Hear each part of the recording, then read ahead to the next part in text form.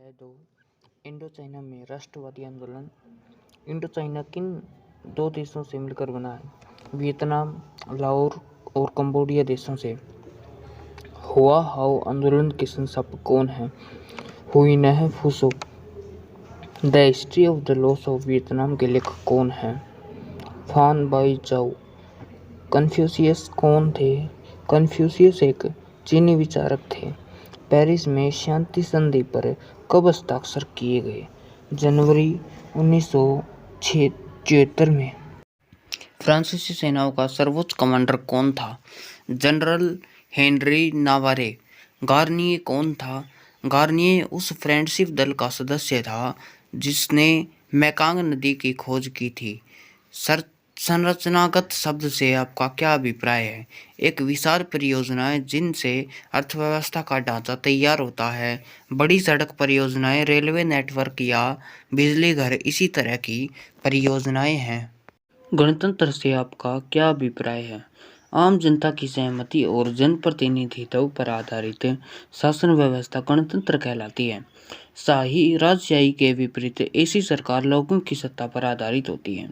समन्वयवाद से आपका क्या अभिप्राय है?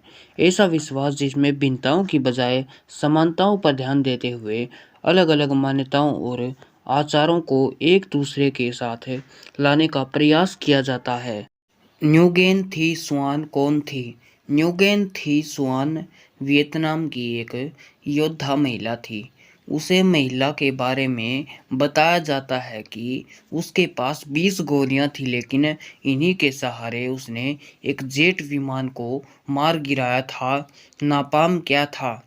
अग्नि बमों के लिए गैसोलीन को फुलाने के लिए इस्तेमाल होने वाला यह एक ऑर्गेनिक कंपाउंड था। यह मिश्रण धीरे धीरे जलता है और मानव त्वचा जैसी किसी भी सतह के संपर्क में आने पर उससे चिपक जाता है और जलता रहता है। अमेरिका में विकसित किए गए इस रसायन का दूसरे विश्व युद्ध में प्रयोग किया गया था। उपनिवेशकारों के सभ्यता मिशन का क्या अर्थ था? यूरोप के साम्राज्यवादी देश अपने आप को सभ्य समझते थे। उनका विचार था कि यूरोप में सबसे विकसित सभ्यता स्थापित हो चुकी थी।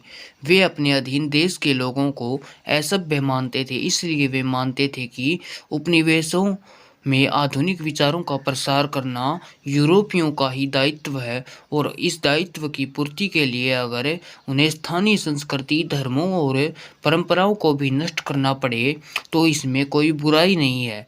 दूसरे पश्चिमी राष्ट्रों की तरह फ्रांसीसियों को भी लगता था कि दुनिया के पिछड़े समाजों तक सभ्यता की रोशनी पहुंचाना विकसित यूरोपीय राष्ट्रों का ही दायित्व है। विद्वानों का विद्रोह क्या था? 18वीं सदी के से ही बहुत सारे धार्मिक आंदोलन पश्चिमी शक्तियों के प्रभाव और उपस्थिति के खिलाफ जागृति फैलाने का प्रयास कर रहे थे। 1857 का विद्वानों का विद्रोह फ्रांसीसी कब्जे और ईसाई धर्म के प्रसार के खिलाफ शुरुआती आंदोलनों में से एक था। इस आंदोलन की बागडोर शाही दरबार के अफसरों के हाथों में थी। यह लोग कैथोलिक धर्म और फ्रांसीसी सत्ता के प्रसार से नाराज थे। प्रभावशाली लेखक और नीति निर्माता पॉल बर्नार्ड ने वियतनाम की आर्थिक प्रगति को बाधित करने वाली कौन सी बातें गिनवाई हैं? बर्नार्ड ने वियतनाम की आर्थिक प्रगति को बाधित करने वाली निम्नलिखित बातें बताई हैं। वियतनाम की जनसंख्या अधिक थी, खेती का उत्पादन स्तर कम था, वियतनाम के किसान भारी कर्जे में डूबे हुए थे, नए रोजगार पैदा करने के लिए जापान की तरह उद्योग धंधों का विकास नहीं हुआ था। प्रश्न नंबर 16, टोकिन फ्री स्कूलों के स्थापना के पीछे कौन से विचार थे? वियतनाम में औपनिवेशिक विचारों के लिहाज से यह उदाहरण कितना सटीक है? 1907 में फ्रांसीसियों ने वियतनामियों को पश्चिमी ढंग की शिक्षा देने के लिए टोकिन फ्री स्कूल खोला। इस शिक्षा का उद्देश्य वियतनामी बच्चों को पश्चिमी सभ्यता के रंग में रंगना था। इस स्कूल में विज्ञान, स्वच्छता और फ्रांसीसी भाषा की शिक्षा दी जाती थी।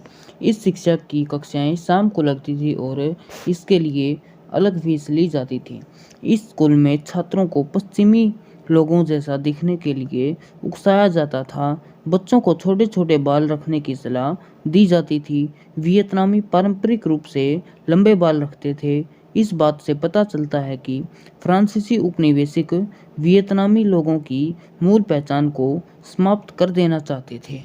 वियतनाम के बारे में फान चू त्रीनह का उद्देश्य क्या था? फान बोई चाउ और उनके विचारों में क्या भिन्नता थी? फान चू त्रीनह वियतनाम के राष्ट्रवादी नेता थे। वे राजशाही के कट्टर विरोधी थे। उन्हें यह बात स्वीकार नहीं थी कि फ्रांसीसियों को वियतनाम से बाहर निकालने के लिए राजा की सहायता ली जाए। वह पश्चिमी सभ्यता की पूरी तरह उपेक्षा किए जाने के पक्ष में भी नहीं थे, क्योंकि वे जानते थे कि पश्चिमी सभ्यता लोकतांत्रिक आदर्शों से प्रेरित है। वह वियतनाम में लोकतांत्रिक गणराज्य की स्थापना करना चाहते थे। उनकी मांग थी कि फ्रांसीसी शासक वियतनाम में वैधानिक और शैक्षणिक संस्थाओं की स्थापना करे और कृषि व उद्योगों का विकास करे। फान बोई चाउ तथा फान चू त्रीनह के विचारों में भिन्नता। फान बोई चाउ पहले देश को विदेशी चंगुल से मुक्त कराना चाहते थे और बाद में स्वतंत्रता और आम अधिकारों के बारे में सोचना चाहते थे, जबकि फान चू त्रीनह आम अधिकारों के लिए राजशाही को उखाड़ फेंकना चाहते थे।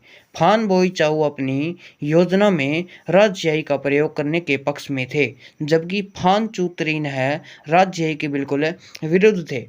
वह आम लोगों को राजतंत्र के विरुद्ध खड़ा कर देना चाहते थे। वियतनाम के केवल 1/3 विद्यार्थी स्कूली पढ़ाई पूरी कर पाते थे। व्याख्या कीजिए। वियतनाम के केवल 1/3 विद्यार्थी ही स्कूली पढ़ाई सफलतापूर्वक पूरी कर पाते थे। इसके निम्नलिखित प्रमुख कारण हैं। बहुत से वियतनामी में विद्यार्थियों को केवल इसलिए फेल कर दिया जाता था ताकि वे अच्छी योग्यता प्राप्त करके नौकरी न कर सकें। फ्रांसीसी सरकार अंतिम वर्ष जानबूझकर 2/3 विद्यार्थी को फेल कर देती थी। पुस्तकों में वियतनामियों को पिछड़ा तथा आदिम दर्शाया जाता था तथा फ्रांसीसियों का गुणगान किया जाता था। 1925 में 1.7 करोड़ की आबादी में स्कूल की पढ़ाई पूरी करने वालों की संख्या 400 से भी कम थी। एक तरफा अनुबंध व्यवस्था क्या थी? इस व्यवस्था में मजदूर ऐसे अनुबंधों के तहत काम करते थे जिनमें मजदूरों को कोई अधिकार नहीं दिए जाते थे, जबकि मालिकों के बहुत अधिकार होते थे। अगर मजदूर अनुबंध की शर्तों के अनुसार अपना काम पूरा नहीं कर पाए तो मालिक उनके विरुद्ध मुकदमे दायर करते थे, उन्हें सजा देते थे तथा जेलों में डाल देते थे। वियतनाम के बागानों में इस तरह की मजदूरी व्यवस्था काफ़ी प्रचलन में थी। जेनेवा में चली शांति वार्ताओं का वियतनाम पर क्या प्रभाव पड़ा? फ्रांसीसियों की पराजय के बाद जेनेवा में चली शांति वार्ताओं में वियतनामियों को देश विभाजन का प्रस्ताव मानने के लिए बाध्य कर दिया गया। उत्तरी और दक्षिणी वियतनाम दो अलग अलग देश बन गए। उत्तरी भाग में हो ची मिन्ह और कम्युनिस्टों की सत्ता स्थापित हुई, जबकि दक्षिणी वियतनाम में बाओ डाई की सत्ता बनी रही। वियतनाम की लपलपाती चिंगारी किसे कहा जाता है? 1930 के दशक में आर्थिक मंदी का वियतनाम पर भी गहरा प्रभाव पड़ा। कई स्थानों पर ग्रामीणों ने विद्रोह किए। घने अन्न और हा तिन्ह प्रांतों में भी ऐसे विद्रोह हुए। यह सबसे गरीब प्रांत थे। इन्हें ही वियतनाम की लपलपाती चिंगारी के नाम से जाना जाता है। 1930 के दशक में आई महामंदी के वियतनाम पर क्या प्रभाव पड़े? रबर और चावल के भाव गिर गए, जिससे कर्जा बढ़ने लगा। चारों ओर बेरोजगारी बढ़ने लगी। ग्रामीण क्षेत्रों में विद्रोह होने लगे। न्यूगेन और हा तिन्ह प्रांतों में ऐसे ही आंदोलन हुए। अमेरिकी वियतनाम युद्ध किन परिस्थितियों में समाप्त हुआ? वियतनामी युद्ध के लंबा खिंचते जाने से अमेरिका में लोग सरकार के विरुद्ध आवाज़ उठाने लगे। यह स्पष्ट दिखाई दे रहा था कि अमेरिका अपने लक्ष्य को पाने में विफल रहा है। अमेरिका न तो वियतनामियों के प्रतिरोध को कुचल पाया और न ही अमेरिका कार्यवाही के लिए वियतनाम में जनता का समर्थन प्राप्त कर पाया। इस दौरान हजारों अमेरिकी सैनिक अपनी जान गंवा चुके थे और असंख्य वियतनाम नागरिक मारे जा चुके थे। इस युद्ध को पहले टेलीविज़न युद्ध भी कहा जाता था, क्योंकि युद्ध के हर दृश्य को रोज टेलीविज़न के पर्दे पर प्रसारित किया जाता था। अमेरिकी कुकृत्यों को देखकर बहुत से लोगों का अमेरिका से मोह भंग हो चुका था।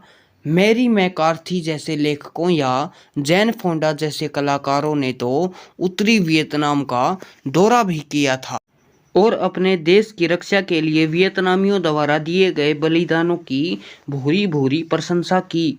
राजनीतिक सिद्धांतकार नोम चोम्स्की ने इस युद्ध को शांति के लिए, राष्ट्रीय आत्मनिर्णय के अधिकार और अंतर्राष्ट्रीय सहयोग के लिए भारी खतरा बताया। सरकारी नीति के खिलाफ व्यापक प्रतिक्रियाओं ने युद्ध खत्म करने के प्रयासों को बल प्रदान किया। जनवरी 1974 में पेरिस में एक शांति समझौते पर हस्ताक्षर किए गए। इस समझौते में अमेरिका के साथ चला आ रहा टकराव खत्म हो गया। अध्याय 2, इंडो चाइना में राष्ट्रवादी आंदोलन। पूरब की चलो आंदोलन क्या था, इसका क्या परिणाम हुआ? प्रारंभिक वियतनामी राष्ट्रवादियों के लिए जापान और चीन ने न केवल बदलाव के प्रतीक थे, बल्कि फ्रांसीसी पुलिस से बच निकलने वालों के लिए शरणस्थली भी थे। इन देशों में एशियाई क्रांतिकारियों के नेटवर्क बने हुए थे। इस पूरब की ओर चलो आंदोलन कहते हैं। 20वीं सदी में पूरब की ओर चलो आंदोलन। 20वीं सदी के पहले दशक में यह आंदोलन काफ़ी तेज था। 1907 से 1908 में लगभग 300 वियतनामी विद्यार्थी आधुनिक शिक्षा प्राप्त करने के लिए जापान गए थे। उनमें से अधिकतर का लक्ष्य फ्रांसीसियों के वियतनाम से बाहर निकालना था, कठपुतली साम्राज्य को गद्दी से हटाना और फ्रांसीसियों को अपमानित करके गद्दी से हटा दिए गए न्यूगेन राजवंश को पुनः गद्दी पर बिठाया जाना था। इन राष्ट्रवादियों को विदेशों से हथियार और सहायता लेने में कोई संकोच नहीं था। इसके लिए उन्होंने एशियाई होने के नाते जापानियों से सहायता मांगी। उसे समय तक जापान आधुनिकीकरण के रास्ते पर बहुत आगे बढ़ चुका था। जापान ने पश्चिमी साम्राज्यवादी शक्तियों का जमकर विरोध किया। उसने 1907 में एक बड़ी ताकत रूस को हराकर अपनी शक्ति का लोहा मनवाया।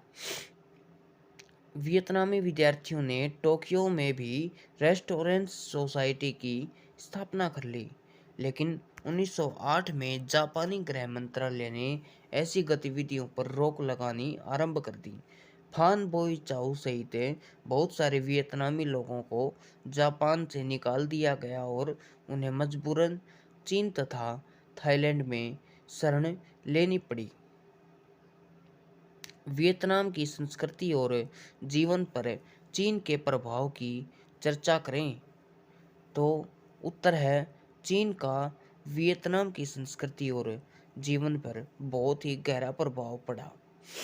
पहला है, आरंभिक इतिहास को देखने से पता चलता है कि इंडो चाइना के पूरे इलाके पर शक्तिशाली चीन साम्राज्य का वर्चस्व था। यहाँ पर एक स्वतंत्र राज्य स्थापित हो जाने के बाद भी यहाँ के शासकों ने न केवल चीनी व्यवस्था को बल्कि चीनी संस्कृति को भी अपनाए रखा।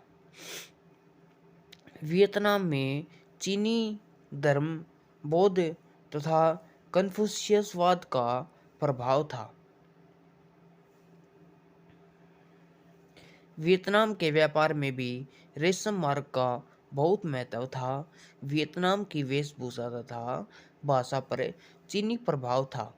वियतनाम के सामाजिक रीति रिवाज तथा परंपराएं चीनी समाज से मिलती जुलती थी।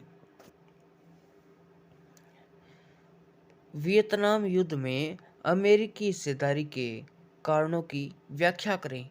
अमेरिका के इस कृत्य से अमेरिका में जीवन पर क्या प्रभाव पड़ा या क्या असर पड़ा? वियतनाम युद्ध में अमेरिकी हिस्सेदारी के कारण निम्नलिखित प्रकार से हैं। 1954 में दिएन बिएन फू के किले में फ्रांसीसियों की हार के बाद जिनेवा में चली शांति वार्ताओं में वियतनामियों को देश विभाजन का प्रस्ताव मानने के लिए बाध्य किया गया। उत्तरी और दक्षिणी वियतनाम दो अलग अलग देश बन गए। उत्तरी भारत में हो ची मिन्ह के नेतृत्व में कम्युनिस्टों की स्थापना हुई, जबकि दक्षिणी वियतनाम में बाओ डाई की सत्ता बनी रही। इस विभाजन के बाद वियतनाम में युद्ध आरंभ हो गया। दक्षिणी वियतनाम में तानाशाही सरकार के विरुद्ध नेशनल लिबरेशन फ्रंट के नाम से एक व्यापक मोर्चा बनाया गया। एनएलएफ ने एकीकरण की आवाज उठाई। उत्तरी वियतनाम में हो ची मिन्ह सरकार ने इस मांग का समर्थन किया। अमेरिका इस गठबंधन और इसके प्रस्ताव से भयभीत हो उठा। अमेरिका को डर था कि कहीं पूरे वियतनाम पर तथा आसपास के देशों में कम्युनिस्टों का कब्जा ना हो जाए। इस भय से अमेरिका ने अपनी फौजें वियतनाम में तैनात कर दी। अमेरिका इस खतरे से निपटना चाहता था। अमेरिका के जीवन पर प्रभाव। अमेरिका को भारी आर्थिक हानि उठानी पड़ी। अमेरिका की लगभग 47,244 सैनिक मारे गए और 3,03,704 घायल हुए। घायलों में से 2,03,014 को भूतपूर्व सैनिक प्रशासन ने स्थायी रूप से अपंग घोषित कर दिया। अमेरिका के बहुत सारे लोग इस बात के लिए सरकार का विरोध कर रहे थे कि उसने देश की फौजियों को एक ऐसे युद्ध में झोंक दिया है जिसे किसी भी हालत में जीता नहीं जा सकता। प्रश्न नंबर 4, वियतनाम में उपनिवेशवाद विरोधी भावनाओं के विकास में धार्मिक संगठनों की क्या भूमिका थी? वियतनामियों के धार्मिक विश्वास कन्फ्यूशियसवाद, बौद्ध धर्म तथा स्थानीय रीति रिवाजों पर आधारित था।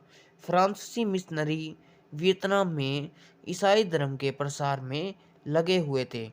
वियतनामी धार्मिक संगठनों ने इनका विरोध किया। वियतनाम में 18वीं सदी से कई धार्मिक आंदोलन लोगों में उपनिवेशवाद विरोधी भावनाएं जागृत करने में लगे हुए थे। इन धार्मिक आंदोलनों को चलाने वाले लोग फ्रांसीसी साम्राज्यवाद तथा ईसाई धर्म के बढ़ते प्रभाव से चिढ़े हुए थे। 1868 में एक विद्रोह उठ खड़ा हुआ जो विद्वानों के विद्रोह से के नाम से जाना जाता था। इस विद्रोह का नेतृत्व शाही दरबार के अफसरों के हाथों में था। ये अफसर कैथोलिक धर्म और फ्रांसीसी सत्ता के प्रसार से नाराज थे। उन्होंने न्यूगन और हातियेन प्रांतों में बगावतों का नेतृत्व किया और 1000 से अधिक ईसाइयों का कत्ल कर दिया।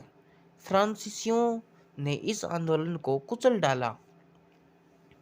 1939 में एक ऐसा ही आंदोलन और चलाया गया। इस आंदोलन का नाम होआ हाओ आंदोलन था। इस धर्म के संस्थापक हुई फूसो थे। इस आंदोलन को मेकांग डेल्टा में बहुत लोकप्रियता मिली थी। यह आंदोलन 19वीं सदी के उपनिवेशवाद विरोधी आंदोलनों में से एक उपजे विचारों से प्रेरित था। हुई फूसो जादू टोना और गरीबों की सहायता करता था। उसने शराब, अफीम, बालिका वधुओं की खरीद फरोख्त का बहुत विद्रोह किया। होआ हाओ आंदोलन ने फ्रांसीसी साम्राज्यवादी के विरुद्ध नए उत्साह का संचार किया। वियतनाम के अभिजात्य चीनी भाषा और कन्फ्यूशियसवाद की शिक्षा लेते थे। वियतनाम में बहुत सारे पंथ ऐसे लोगों के द्वारा फैले थे जिनका दावा था कि उन्होंने ईश्वर की आभा अच्छी है। इनमें से कुछ धार्मिक आंदोलन फ्रांसीसियों का समर्थन करते थे, जबकि कुछ औपनिवेशिक शासन के विरुद्ध चलने वाले आंदोलनों के पक्षधर थे।